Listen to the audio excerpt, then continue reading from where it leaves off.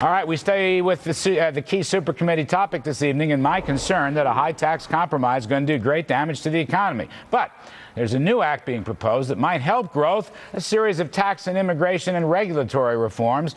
And by the way, AOL founder and member of President Obama's own Jobs Council, Steve Case, had this to say about the new bill. Take a listen. This is not the be-all, end-all. This is the AGREE Act because these were the low-hanging fruit where both sides could work together, and hopefully we can build bipartisan support quickly for this. Joining us now, first on CNBC, are the Jobs Bill's co-sponsors. We have Chris Coons, Democrat from Delaware, and Marco Rubio, Republican from Florida, two distinguished senators. Gentlemen, thank you ever so much.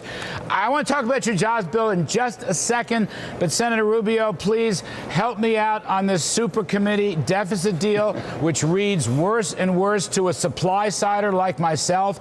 $800 billion in new revenues. To me, that's just as bad as what President Obama is proposing and will be a huge deterrent to business, jobs, and growth. Say it isn't so, Senator Rubio.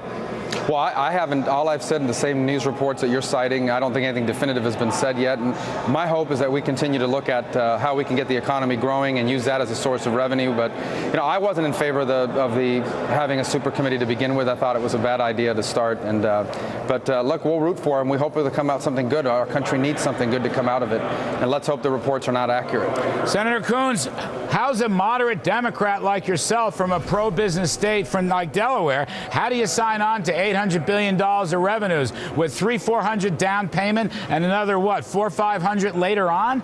I mean, to me, that's worse than anything we could do. Well, Larry, I'm not familiar with the details of the proposal. The super committee obviously hasn't yet made public proposals either by the Republicans or the Democrats on the committee. I do think that we've got a significant problem with our deficits and debt, and it's my hope that the super committee will at least achieve its objectives and come back with a proposal that has been able to win a majority support on the committee.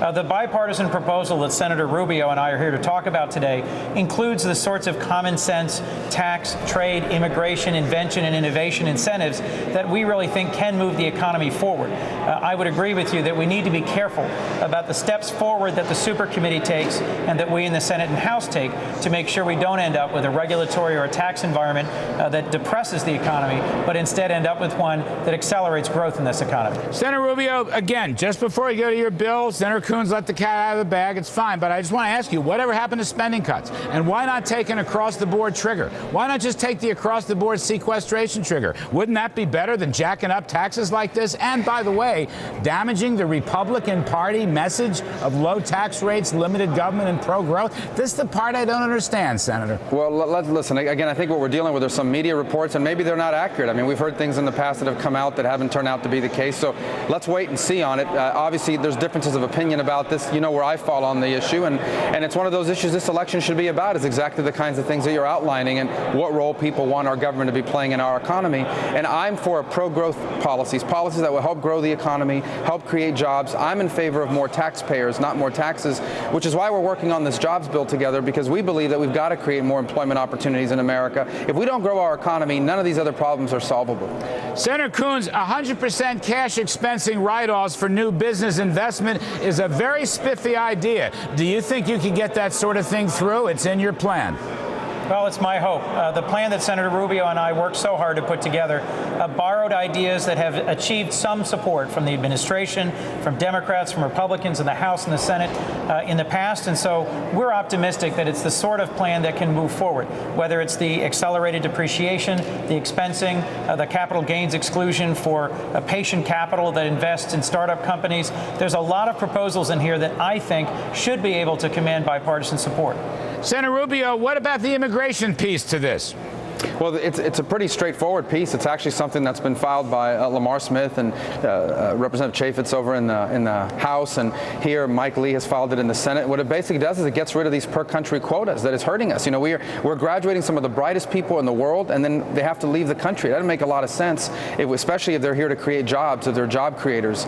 So, you know, that's one of the things we try to do with this piece of legislation as part of our overall bill. Again, it's a borrowed idea that has bipartisan support, and there really shouldn't be any resistance to it. Senator Rubio, do you think the Republicans on the presidential campaign trail doing a lousy job reaching out to immigrants and Hispanics and Latinos? I mean, they're all so harsh. What's your quick take on that?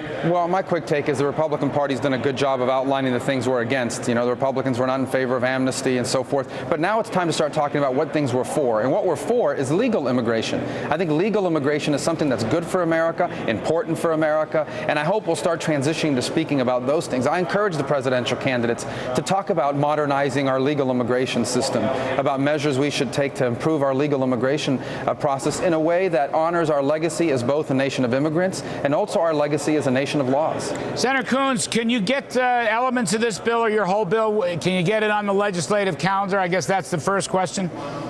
Well, that's our hope. We're going to be looking for co-sponsors. We're going to be submitting it for CBO scoring. We're optimistic that it'll ultimately command a fairly substantial range of co-sponsors. As Senator Rubio has said, and as I've said before in this interview, we borrowed a whole series of ideas from a wide range of sources that we think are common sense, centrist ideas that really ought to be able to move forward, whether it's ideas around the R&D tax credit, inventing things in America, manufacturing things in America, defending our inventions against counterfeiting, encouraging veterans to start franchises and become entrepreneurs, or the tax provisions, immigration provisions we've both spoken to before. Well, we think this is a common sense package that ought to get the broad support that it needs. Senator Coons, just last word on this. Are you essentially junking President Obama's misbegotten jobs plan with $250 billion worth of spending, temporary tax cuts, and a $500 billion permanent tax hike? Are you jettisoning, if I get that right, President Obama's plan?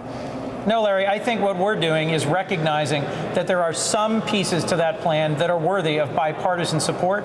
I'm still a Democrat. I'm still going to continue to advocate for a number of principles and policies that my party has fought for. But at the end of the day, both of us as freshman senators, today is my one-year anniversary as a senator, are frustrated with the partisan divide. And so are the people of our home states. So we've committed ourselves to finding reasonable, principled compromise to allow us to move forward with job-creating proposals. That's the sort of thing I think we ought to be taking, not rejecting whole-scale, out-of-hand proposals by either party, but finding responsible compromise together. But Senator Rubio, I guess last word to you, sub-last word. You have opposed President Obama's tax plan, right? Yes. Yes. I've opposed this plan, but here's the bottom line. What I have said even throughout my campaign is I will work with anybody, Republican, Democrat, Independent, who is serious about helping to grow our economy and create jobs. And we found a willing partner here in Senator Coons, and we hope in a lot of other people. All right. Thank you, gentlemen. Appreciate it very much. Senator Chris Coons of Delaware and Senator Marco Rubio of Florida. Appreciate it. Thank you. Thank you.